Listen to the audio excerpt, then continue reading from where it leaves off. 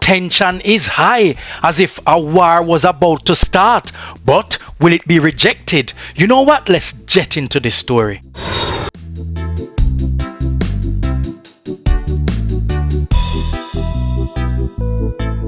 Welcome to Jet. So first and foremost, before we get into the real reasons behind Richard Currie rejecting some of Andrew Holness's pledges to the Accompong region, and Andrew Holness himself may have to reject Trump's pledges himself. Give thanks to Yahweh and to Yahushua. Yes, man. So the two men don't really see eye to eye, because Richard Currie on the left on your screen face off with the Right Honorable Andrew Holness because of a treaty and where is sovereign that took place some time ago. Yes, man, as far as the 1730s. In March 1739, the British signed a peace of treaty with the Leeward Maroons, led by Captain Cudjoe, whose territory included Accompong in St. Elizabeth. Yes, man, that's where Currie is located. A second related treaty with the Windward Maroon followed in 1940, and therefore Currie is saying that he's the rightful heir to that area, and they are self-governing because of that treaty, and therefore the area is not governed directly by the government of Jamaica. Well, the Prime Minister Andrew Holness didn't take very comfortable to that.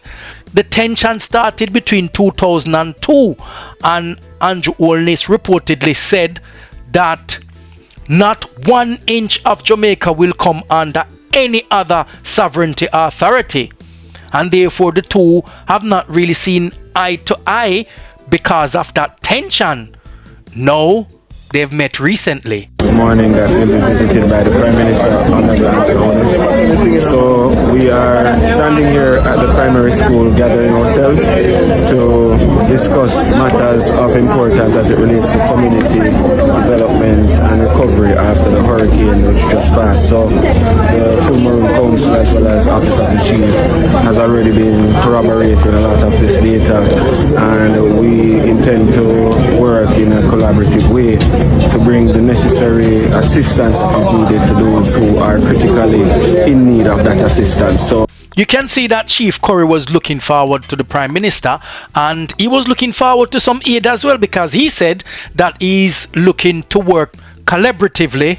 He's also looking forward to meet with the Prime Minister to improve relations so things can move forward between the two. As I've said earlier on, that there has been tension since 2002. Yeah, man, them that get on, they don't agree. Prime Minister I believe so this man shouldn't have any part in Jamaica, say separate from Jamaica, and about him a run things and there's treaty and Prime Minister can govern that area there. And what go so? So this is a special meeting, I would say.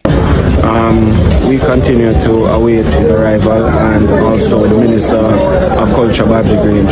So it's been a while, and we actually have the opportunity to meet officially in their presence today. So I think it's a special day, and one that will mark perhaps a new chapter in the relationship moving forward. Has Currie decided to turn a new chapter, giving the Prime Minister a tour and explaining the impact of the hurricane and who have been badly affected and what sort of help that may be required? The Prime Minister looked on very keenly and looked interestingly. Can look around, only those who have slab roofs actually still have a roof, right?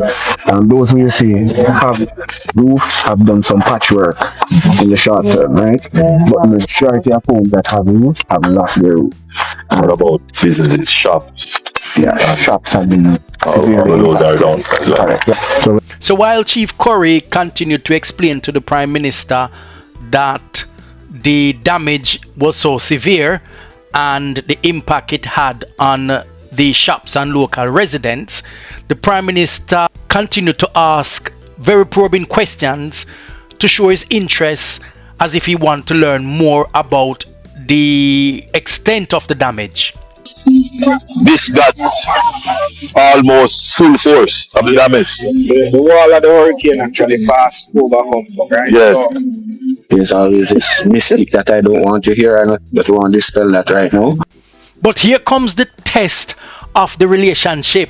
So Chief Currie, how could you ask the Prime Minister, the Right Honourable Dr. Andrew Holness, whether he's afraid? You never hear the man say, him not afraid of nobody. My friend, I go everywhere in Jamaica. So why don't you afraid of out there? You must go to your mind. Me not afraid of nobody. Going to be war. Well, Mr. Prime Minister, I hope there is no war after you've heard what Chief Currie said after your visit.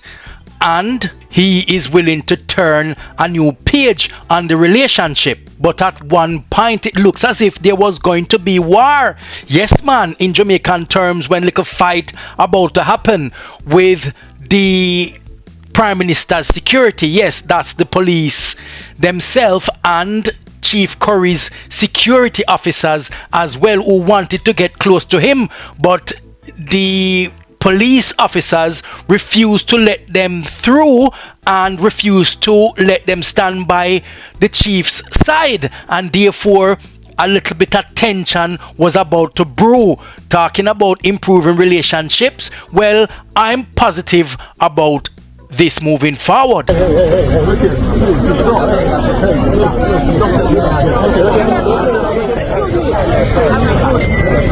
chief is calling me.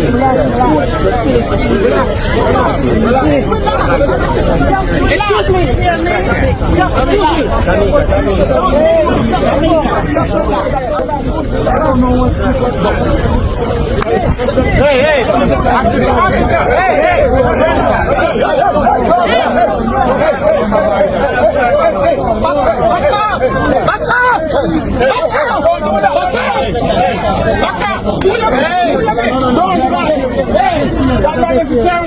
So there you have it, some power play showing the chief that, listen man, when you're talking to the Prime Minister, your little dibby idiot security guard can't come anywhere near us because you're not that powerful enough to have armed guards or protector like that.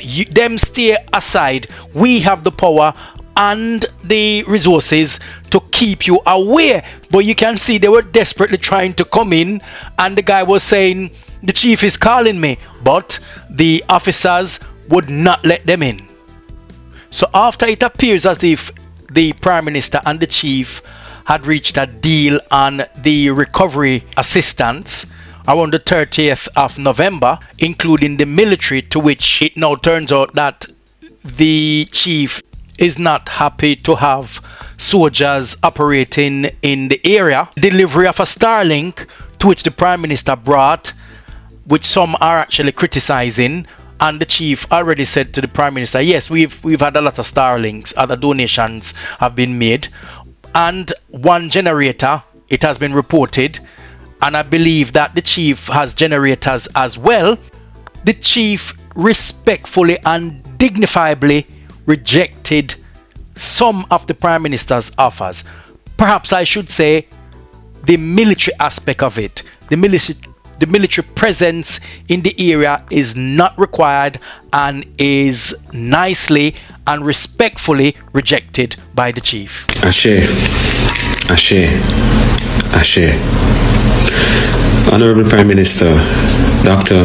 Andrew Holnes, on behalf of indigenous people of Akompong and the wider Maroon districts of Cockpit Country, I send sincere appreciation for your recent visit to our community and for the government of Jamaica's expression of support following the destruction caused by Hurricane Melissa.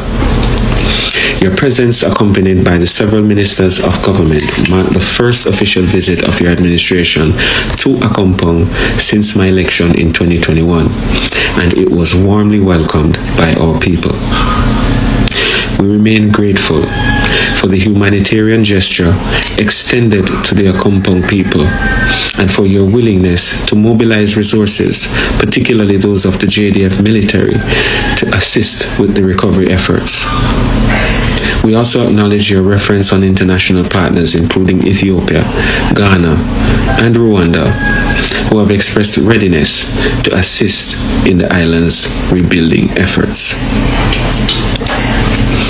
Honorable Prime Minister, following a deep, comprehensive internal review and a formal deliberation, the full Maroon Council has this time decided not to accept the offer on the militarization of the space during the recovery effort.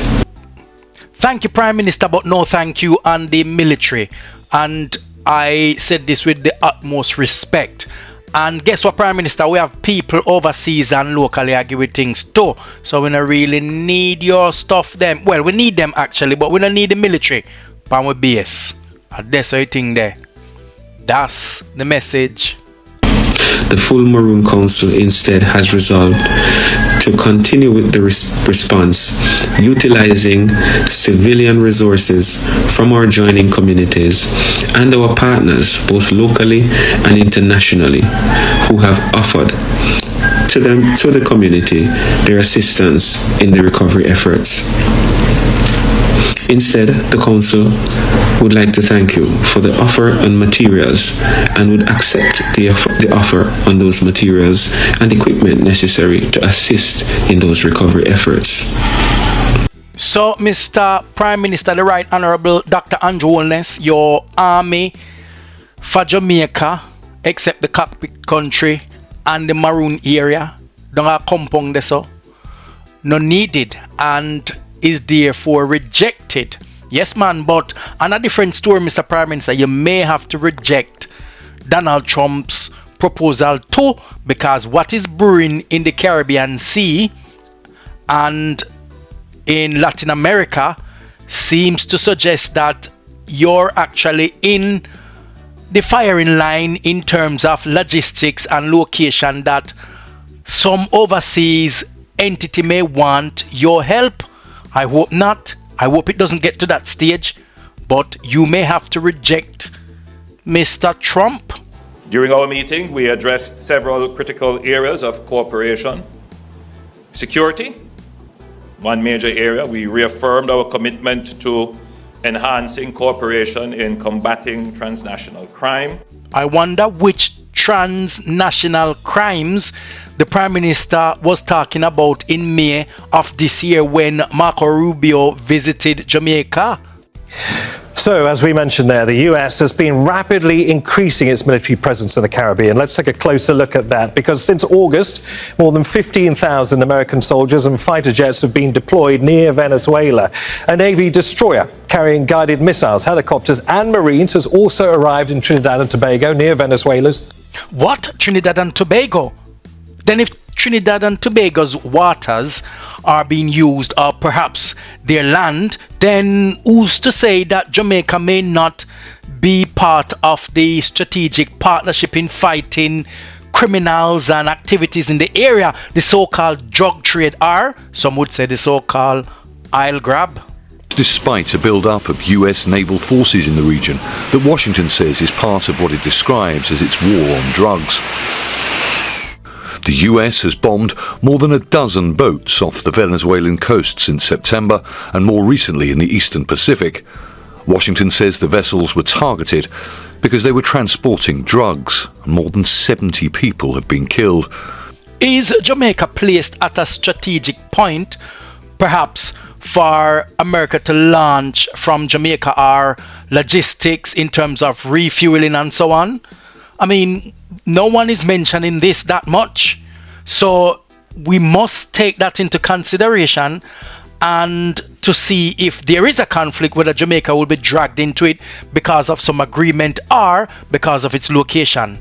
Well, the chief rejected the military aspect of the aid and the involvement of the government in rebuilding the Akompong region. I'm sure Prime Minister Dr. Honorable Andrew Holnes can reject any sort of proposal or offers being put on the table by Donald Trump? Well, we just have to wait and see. So what is your view? Do you believe that Chief Currie should have rejected the military aspect of the offer that was proposed to him by the Prime Minister, because he may have felt uncomfortable having men around in the area rebuilding with guns? Perhaps it could be a coup or an overthrowing. It's another debate to say whether that area should have been independent of the whole country, but that's for another video. Or do you think that he was wrong to reject the military aspect and he should have just accepted the full package? Well, Jet believes that the real reason could have been that they are not comfortable with those sort of military presence in the area because of a possible coup, or that when aid start trickling in, because it is being reported that the chief has a lot of international backing and a lot of international prestige, that when aid start trickling, then the government may want to be part of the aid packages and want to control it. Or how about when they signed in 1739, when the British wanted their army personnel to be stationed in the area and therefore learn their tricks and crafts, and having government officials spying out their politics and perhaps report back to the central government and maybe planted there to destabilize the region and so on? What about if the US call upon Jamaica to help in the aid in any attacks against Venezuela? Should Jamaica accept, or the Prime Minister should reject? Write your comments below, man, and let's have a discussion about this. For those of you who've forgotten to subscribe, please remember to touch the like button, smash the subscribe button, touch up the bell, and remember to share with your friends and family. So, we are going to jet off,